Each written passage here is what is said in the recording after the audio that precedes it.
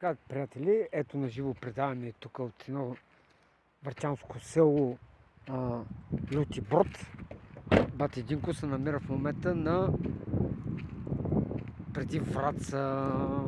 Тук на река, да покажа на всички. Бати Динко почва да ги лови рибите на река. Която е река? Искър. Река Искър. Почвам да ги лова тук без въдици, без само на ръка ще ги праскам тук и това е. Готин. Сега почвам.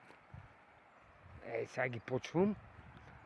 Тук, вижте каква красота е тук. Бати кефа. Така, Врачанския Балкан е номер едно. Ето, камба! Не ми пиш бира на пейката, ами с Бати Динко е тук на реката за риба. Ето, предаваме на живо, тук има някакво много красиво, много. Ето камба, река Искър. Ето.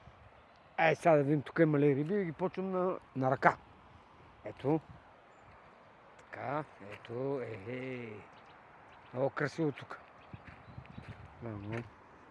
Ето, красота. Там има горе един рибар на таковата, обаче няма как да спра на пътя да видя за какво става просто. Много е красиво тук, ето. Вижте, право красота. Това е за сега от мене. Айде. Много е красиво. Красота. Айде. Другия път ще вземам въдици си, почвам рибите тук.